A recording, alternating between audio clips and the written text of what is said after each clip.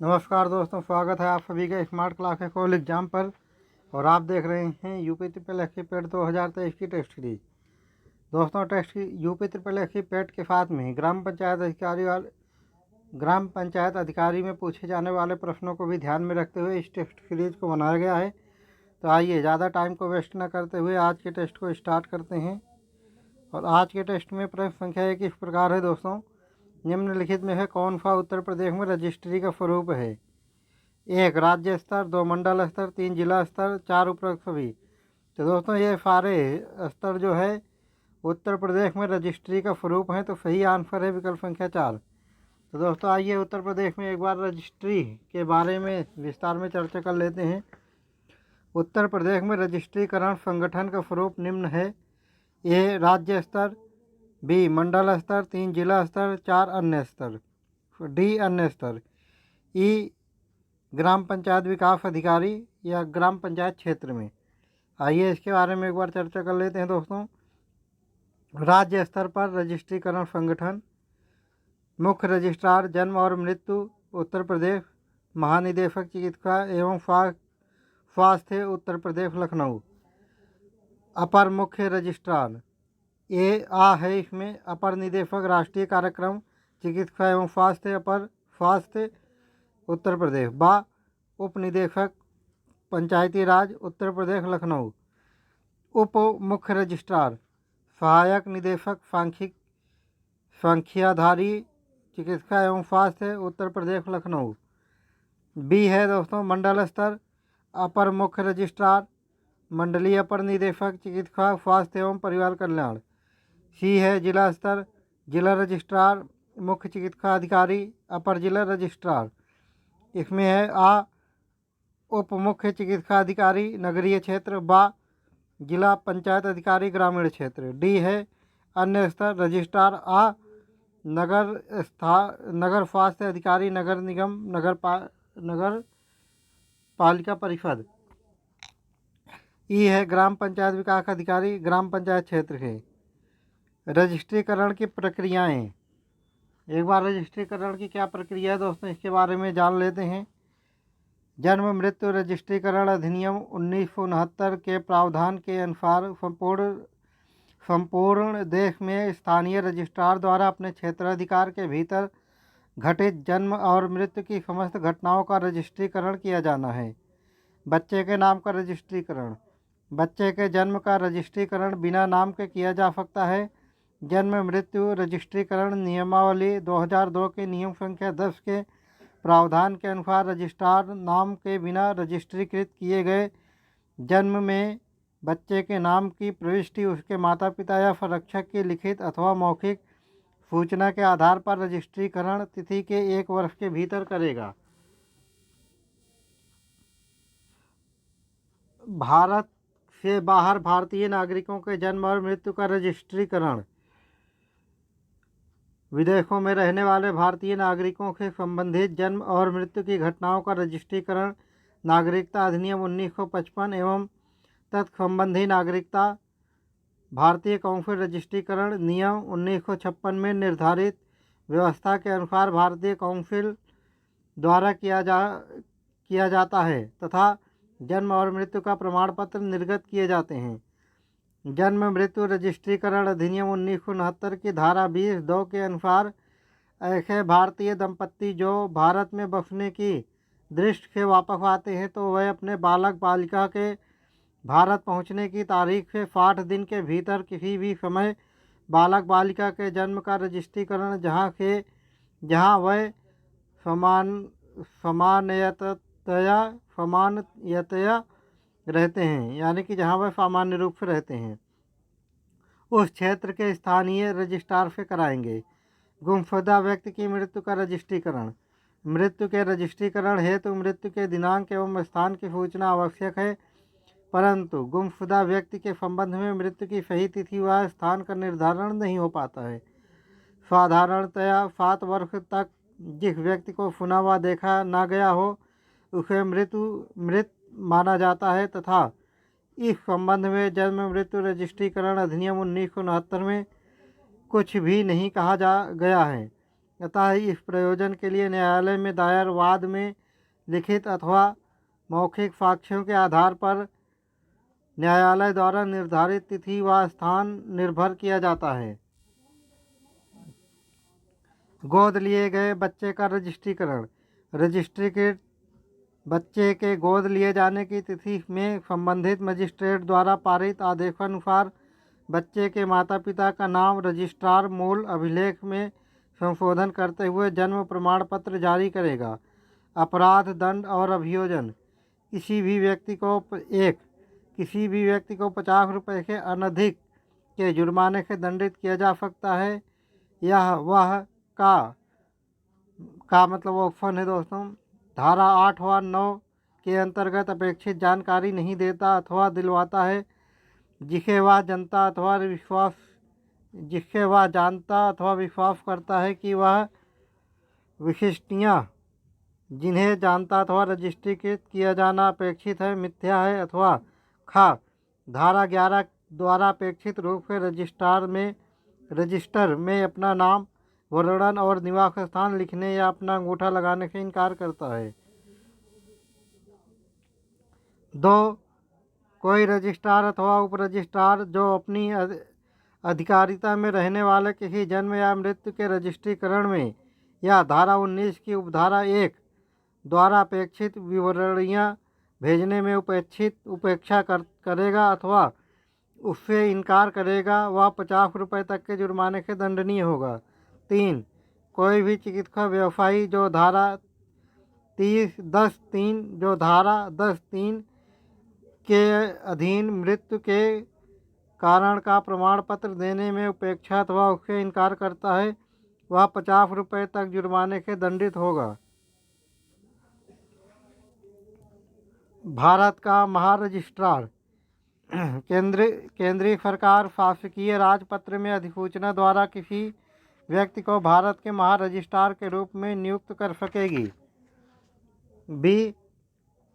केंद्र सरकार ऐसे अन्य अधिकारी भी ऐसे पदनामों से जैसे वह ठीक समझे महारजिस्ट्रार के इस अधिनियम के अधीन ऐसे कृत्यों के जिनका निर्वहन करने के लिए वह उन्हें समय समय पर प्राधिकृत करे, महारजिस्ट्रार के अधीक्षण और निदेशन के अधीन निर्वहन करने के प्रयोजन के लिए नियुक्त कर सकेगी।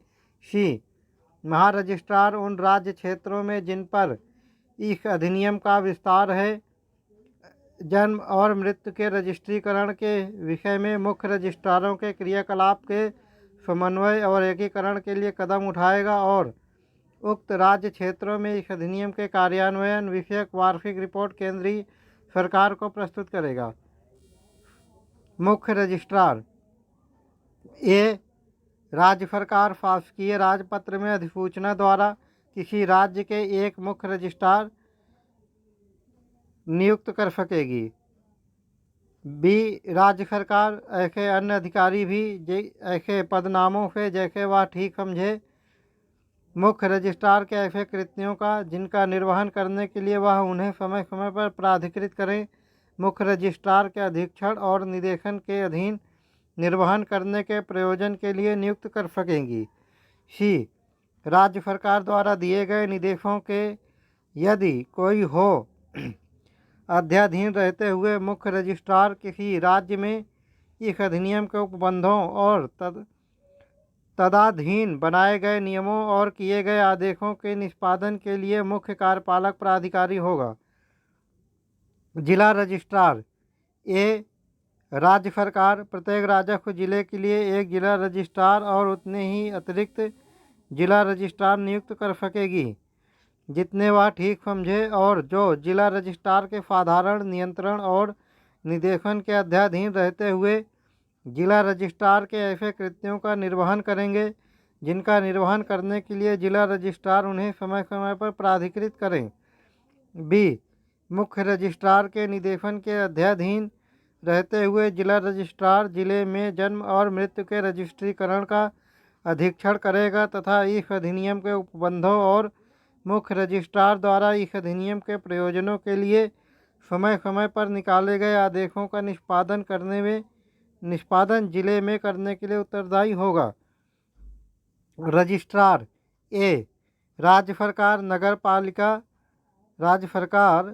पालिका पंचायत या अन्य स्थानीय प्राधिकारी की अधिकारिता के भीतर का क्षेत्र समाविष्ट करने वाले प्रत्येक स्थानीय क्षेत्र के लिए या किसी अन्य क्षेत्र के लिए या उनमें से दो या अधिक के समुच्चय के लिए एक रजिस्ट्रार नियुक्त कर सकेगी।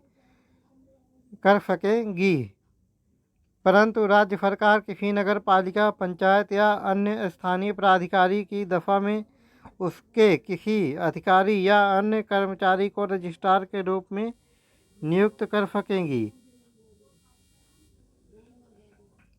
बी प्रत्येक रजिस्ट्रार इस प्रयोजन के लिए रखे गए रजिस्टर में धारा 8 या धारा 9 के अधीन उसे दी गई इत्तिला फीस या नाम के बिना दर्ज करेगा तथा अपनी अधिकारिता के भीतर होने वाले प्रत्येक जन्म और प्रत्येक मृत्यु के विषय में स्वयं जानकारी प्राप्त करने के लिए पूरी सावधानी से कदम उठाएगा तथा रजिस्ट्रीकरण के लिए अपेक्षित विशिष्टियों के अभिनिश्चयन और रजिस्ट्रीकरण के लिए भी कदम उठाएगा।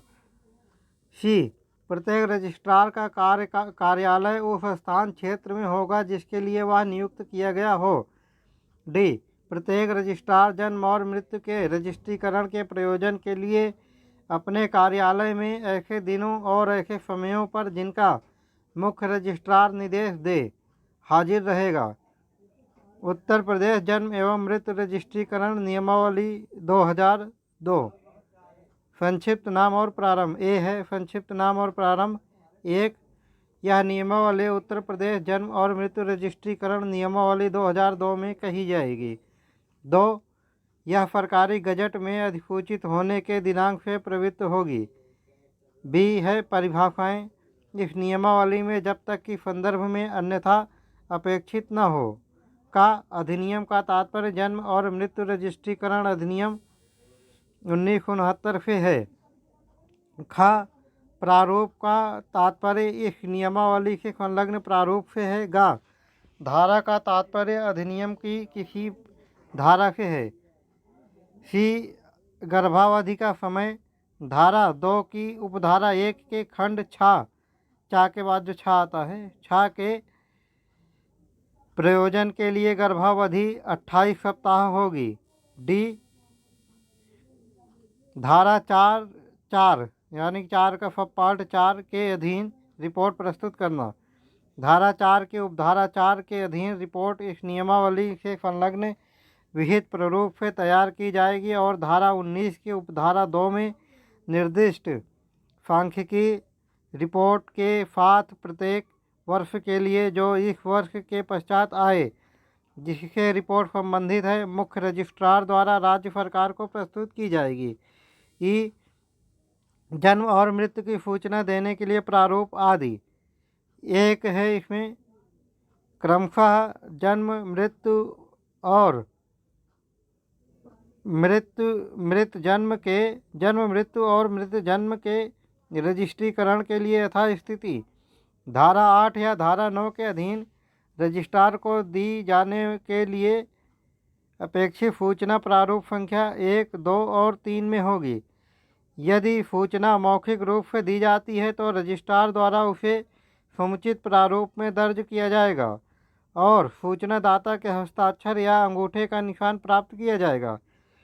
एफ वाहन में जन्म अथवा मृत्यु। 1 किसी सचल वाहन में जन्म या मृत्यु होने के संबंध में वाहन का भार साधक व्यक्ति विराम के प्रथम स्थान की धारा 8 की उपधारा 1 के अधीन सूचना देगा या दिलवाएगा। 2 ऐसी मृत्यु की दशा में जो धारा 8 की उपधारा 1 के खंड का से अंगा के अंतर्गत नहीं आती है जिसमें मृत्यु की समीक्षा की जाएगी वह अधिकारी जो मृत्यु की समीक्षा करता है धारा 8 की उपधारा 1 के अधीन सूचना देगा या दिलवाएगा। तो दोस्तों आज के टेस्ट सीरीज में इतना ही था और आज का टेस्ट समाप्त होता है। और अगर आपको इस टेस्ट सीरीज के दोस्तों हेल्प मिल रही है तो हमारा channel smart classes call exam को लाइक सब्सक्राइब और शेयर ज़रूर करें। कल फिर मिलते हैं दोस्तों इसी टाइम पर और नेक्स्ट वीडियो के साथ। तब तक के लिए जय हिंद।